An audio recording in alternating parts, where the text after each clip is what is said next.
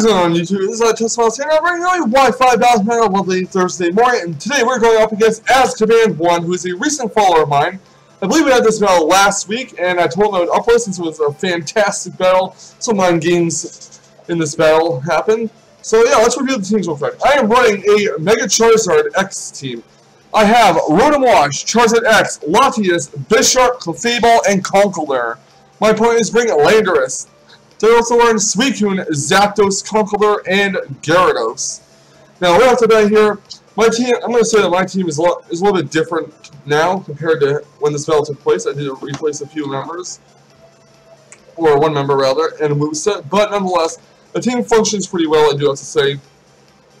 And I did find a flaw in this team. This team does not like special setup sweepers like Volcarona, so that's why I had to switch my Clefable to Unaware, and Unaware of Thunder Wave. Volcarona. But yeah, my opponent's team is pretty threatening in that I do have to keep my Bisharp away from Conkeldurr at all times. I also have to keep my Charizard X healthy to deal with that Ferrothorn. And I do want to keep Rotom Wash to burn the Landorus. I do want to watch out and make sure my Rotom Wash does not burn his Conkeldurr of Will-O-Wisp, in case his Conkeldurr does run Guts. Most of the Conkeldurrs do run Guts that I've come across. One I face ran Sheer Force, the other ran Iron Fist, but I do know that more than likely Conkeldurr does have Guts. I know mine does anyways.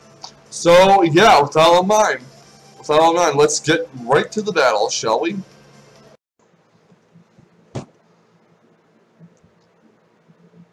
As expected, my opponent's going to lead off with Landorus. I'm going to lead off with Rotom Wash.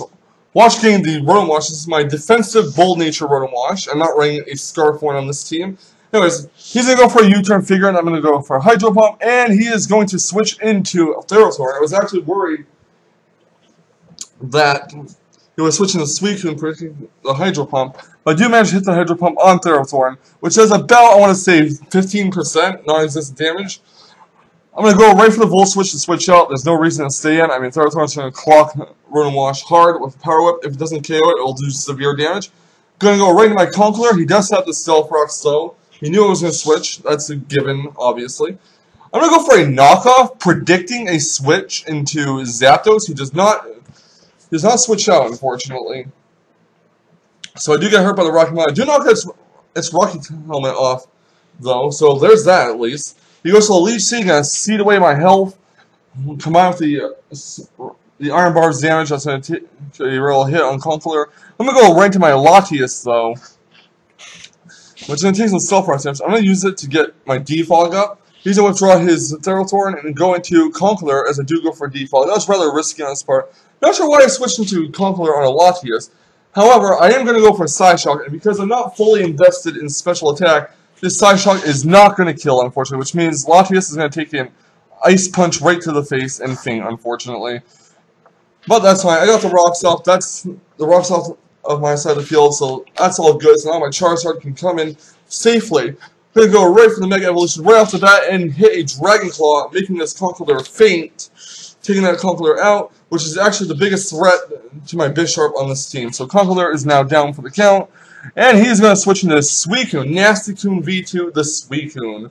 I'm going to go for a Dragon Dance here because I have a Thunder Punch on this Charizard. Yes, I know, a Charizard X with Thunder Punch is random, but I love this set. It takes care of so much, like Azumarill, Tentacruel, even Gyarados, yeah.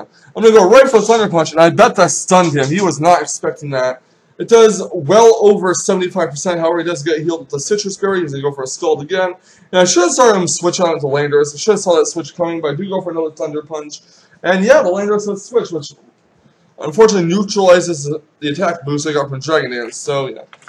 I'm going to go for a Flare Blitz, and this +0 Tough Claw Flare Blitz is actually going to one-hit KO Landorus, no critical hit needed, so that's very good for me. Unfortunately, Charizard X does faint due to the recoil, and yeah. I'm going to go right into my Clefable here, and he's going to send out a Ferrothorn, and I'm not going to let him get his Rocks up. My Clefable has Flamethrower, and I'm going to take his Ferrothorn out with Flamethrower, and no Rocks for him. So good night, Ferrothorn, see you later.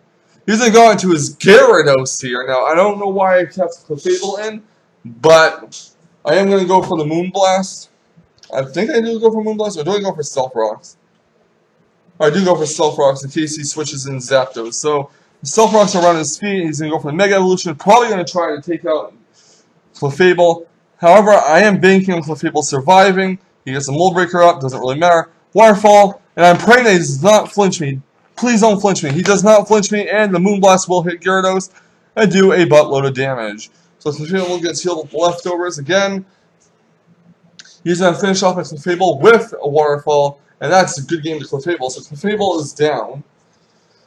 I'm going to send out my Conkeldurr, and I'm going to go for a Mach Punch, hoping I'll take care of the rest of the HP on Gyarados, but no, it doesn't. He does live with a slither of health, so that's unfortunate.